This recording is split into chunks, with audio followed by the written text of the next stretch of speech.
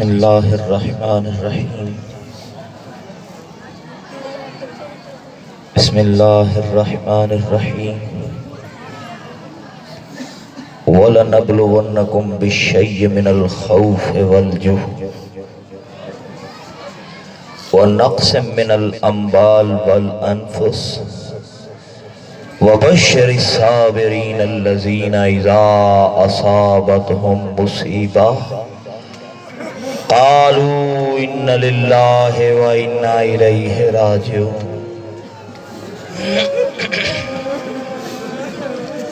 وَلَنَبْلُوَنَّكُمْ بِالشَّيِّ مِنَ الْخَوْفِ وَالْجُوعِ وَنَقْصٍ مِّنَ الْأَمْوَالِ وَالْأَنفُسِ وَبَشِّرِ الصَّابِرِينَ الَّذِينَ إِذَا أَصَابَتْهُمْ مُصِيبَةٌ قالوا إن لله وإنا إليه راجعون۔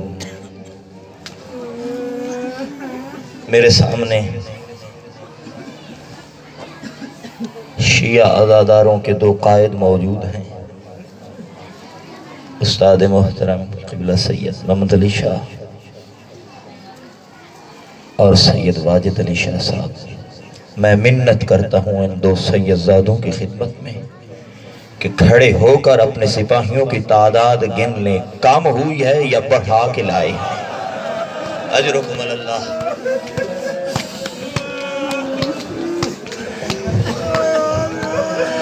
یہ پردے میں بیٹھنے والی آپ کی بیٹیاں ہیں، ذرا ادھر نظر دوڑا کر دیکھیں کسی کا سر ننگا تو نہیں؟ خدا کی قسم جو قافلہ 28 رجب کو نکلا تھا نا، کربلا کے صحرا میں مردوں کے جسم پر سر نہیں، خواتین کے سروں پہ چادر نہیں۔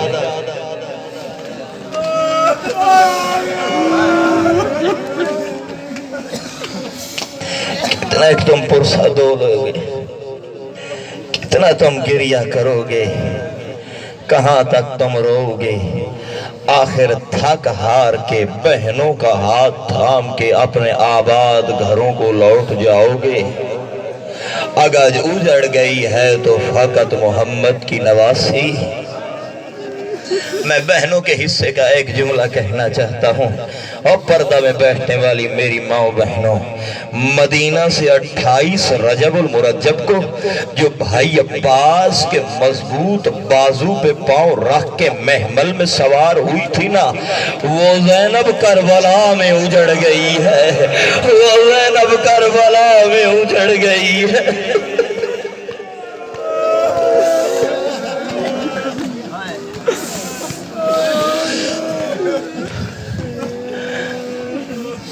کیا آج بھی لفظوں کے محتاج ہو؟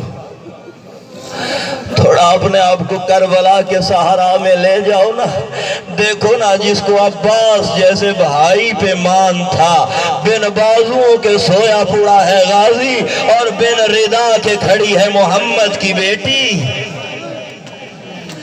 اجرکم اللہ۔ خدا آپ کو کسی غم میں نہ رلائے، خدا آپ کی بہنوں کے پردے سالم رکھے۔ عزادارو، آپ خوش قسمت ہیں، جس ادا کے ساتھ اس عزا خانہ سے نکلے تھے اس سے بڑی تعداد لے کر واپس ایوان العصر میں آ چکے ہیں۔ لیکن اللہ جانے مدینہ سے نکلنے والے قافلے کو کس کی نظر لگ گئی؟ جب نکلے تھے تو اکبر جیسا جوان موجود تھا، قاسم جیسا حسین موجود تھا، اور محمد جیسے شہزادے تھے۔ آج عالیہ جو شام کی تیاری کیے بیٹھی ہے، سر بریدہ لاشوں کی طرف دیکھ کے کہتی ہے، اکبر جب میں مدینے میں سوار ہونے کا ارادہ کیا تھا، اکبر تو نے آکے زانو ٹیکا تھا، بیٹا قاسم تو بڑھ کے آیا تھا اور بڑھ کے کہتا تھا، پھپھی اماں تجھے حسن کا یتیم سوار کرائے۔ اجڑ گئی ہے کربلا کے صحرا میں محمد کی بیٹی، جی بھر کے پرسہ دو، بین کر کے رو، اس لیے کہ تمہیں کوئی روکنے والا نہیں ہے۔ کربلا کے صحرا میں ترستی رہی تیرے نبی کی بیٹی کہ میں حسین جیسے بھائی کے لاشے پہ چیخے مار مار کر رو، لیکن اتنی تاریخ میں یہ ملتا ہے کہ جب یہ لاشوں پر پہنچی ہے نا، اس وقت اپنے ہاتھوں کے ذریعے ماتم شروع کیا۔ پہلے ہاتھ سامنے بندھے ہوئے تھے، یہ کیا ہوا کہ ہاتھ پر سے گردن باندھ دیے گئے۔ جب محمد کی بیٹی نے ہاتھوں کے ساتھ اپنے رخساروں کو زخمی کیا، عمر سعد کہتا ہے ان کو اب گردن کے پیچھے ان کے ہاتھ باندھ دیے جائے۔ اجرکم اللہ، اجرکم اللہ۔ تھک جانا انسانی تقاضا ہے۔ صبح سے لے کر اب تک آپ عزاداری کرتے رہے ہیں، تھک چکے ہوں گے۔ اللہ جانے کتنی تھک گئی ہوگی محمد کی بیٹی۔ آپ نے صبح سے لے کر اب تک فقط سنا ہے کہ حسین نے اکبر کا لاشا بھی اٹھایا، حسین نے اون محمد کے لاشا بھی اٹھائے، حسین نے قاسم کو بھی اکٹھا کیا، حسین بھائی عباس کے لاشے پہ بھی گئے۔ آپ فقط سنتے آ رہے ہیں۔ کتنی شیر دل ہے علی کی بیٹی، کربلا کے میدان میں دیکھ رہی ہے، کبھی بوڑھا بھائی جوان بھائی کا لاشا اٹھا رہا ہے، کبھی جوان بیٹے کا لاشا۔ اجرکم اللہ، کبھی جوان بیٹے کا لاشا۔ کتنا رو گے؟ ذبح ہو گیا ہے تیرے نبی کا بیٹا، چل گئی ہیں 13 ضربیں۔ اللہ جانے کیسے اس جملے کو سنو گے۔ محمد الرسول اللہ پڑھنے والے اجر رسالت لے کر چلے ہیں اولاد زہرا کے گھروں کی طرف۔ نہیں میں لفظوں کو بدل دوں، حبیب کبریا کی نبوت اور رسالت پر ایمان رکھنے والے مسلمان ایک مرتبہ پھر بڑے ہیں زہرا کی حویلی کی طرف۔ ہاتھوں میں بڑے بڑے نیزے، کسی نیزے کی یعنی پہ اکبر کی جوانی کا لہو، کسی نیزے کی یعنی پہ حبیب ابن مظاہر کی ضعیفی کا لہو، کسی نیزے کی یعنی پر اون محمد کے جگر کا لہو، کسی نیزے کی یعنی پر قاسم کے ٹکڑوں کا لہو۔ اس شان کے ساتھ مسلمان پرسہ دینے گئے ہیں کہ جب دروازے پر تھے، جب دروازے پر تھے سیدزادیاں اندر محفوظ تھیں، اور جب یہ لوگ دروازے پر پہنچے ہیں نا تو اس شان کے ساتھ پرسہ دیا ہے مسلمانوں نے محمد کی بیٹی کو کہ سر پر ردا نہیں، واسے کسی سرائے کی شاعر کا روح وہاں موجود تھا، اس نے کہا لگی یسر ویلے ودی آپ بجھے، لگی یسر ویلے لگی آپ بجھے، تے گیا تھی صحرا وچ دھوئیں، سادات خیام جو باہر آ گئی، نہ واقف نہ کوئی سوئیں، تے ایک مسئلہ پوچھا ہے اون بھی مڑی، چوم پتر بیمار دموئیں۔ عزادارو آپ مطمئن بیٹھے ہیں، آپ کو کوئی ڈرانے والا نہیں ہے۔